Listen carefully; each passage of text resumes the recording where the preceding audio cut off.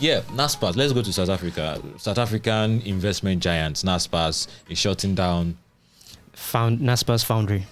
Wait, they are shutting down Naspers Foundry, or Naspers Foundry is shutting down a fund. A fund. Okay. Foundry is a fund, right? Foundry is a fund. Yes, itself. it's a South African focused early stage startup fund.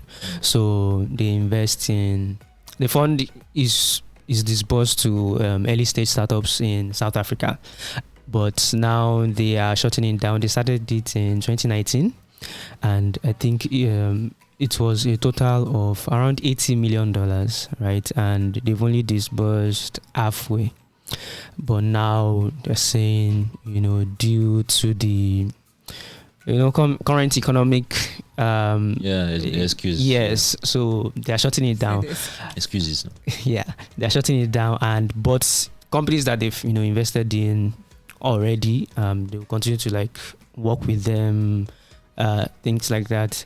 But I think I noticed that if you started following tech, say if you're like me, I started following tech around 2021 thereabouts, you might not know a lot about Naspers. So just a quick, a brief history of Naspers. Naspers is a South African company, very old company at that. I think started as a around newspaper company. Yes, it's a media internet group conglomerate, something like that. Started around I think 1918, very old, long ago, and it has grown a lot. It's one of the most valued companies in Africa. I think it's worth around over $70 billion. It's Naspers invested. They're like the OG investors in Africa, right? The likes of OLX, Konga, Naspers backed, companies like that. But more recently, they were the lead investors in rounds like Planet 42, the $100 million raise. Yes, Naked. Naked.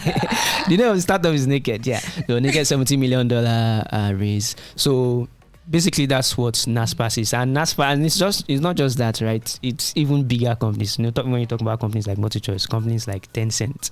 If you don't know Tencent is one that builds chips for smartphones, your Samsungs and everything. So Naspers is a giant company. So what they are shutting down is the Naspers Foundry, right?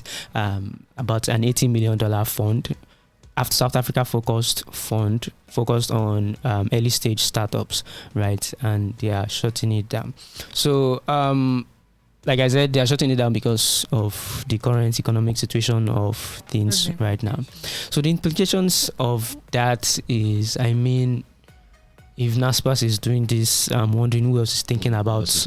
Yes, who else is thinking about doing this? And if people are sharing the same mindset with Naspers, it may affect funding in Africa. And I'm saying Africa because Naspers, yes, is South Africa focused, but it may affect Africa because whatever is happening in South Africa, believe me, most other African countries probably have it worse, right? So VC funds are probably thinking about, okay, how do we cut costs? Yes, how do we cut costs? Like Y Combinator. Y Combinator recently laid off around 20%. Okay, right? So shutting down a fund is a lot more trickier than cutting costs, right? So, and it's making me wonder if there's a factor behind the VCs that is pushing them to shut down these funds. So funds raise money from people called limited partners, LPs. Now these LPs can be anybody. Okay. They are those behind the scenes. They are the ones backing these VC firms. So when you see a startup burning VC money, they're actually burning money of a pension fund. They're burning the money of a university endowment. They're burning the money of an HNI, a very, very wealthy person that's just, it could be anybody at all, right? It could be a non-profit, it could be a foundation that they raise this, that's VC firm raise this money from.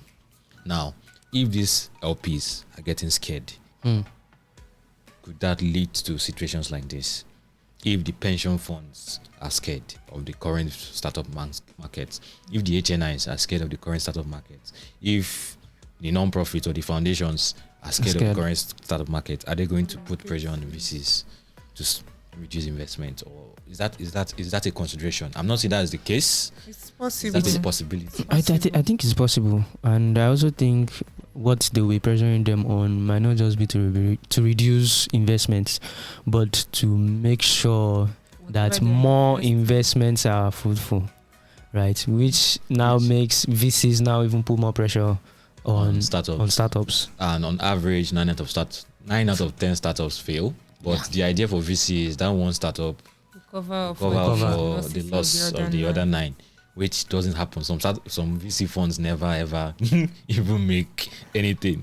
So it's going to be like scrutiny will definitely increase before. So even at the end of the day, we might even see lower investments, because if scrutiny increases, it will be more difficult for you to convince VCs to invest in you, because if they are looking at nitty-gritty every single thing, right, raising funds might now mean that you have to be doing something absolutely mind-blowing too. So I'm actually seeing this as it might even be a good thing, right? It might mean that you will not get away with joining blockchain and joining AI. And you raise 10 million. You created a while loop on JavaScript and you're telling people that you're using AI. Come on. So maybe we might now have people solving real problems on the continent, because money isn't that available anymore. So it might, people will now be on their toes, like, you have to really think of something. Okay, that makes a lot of sense.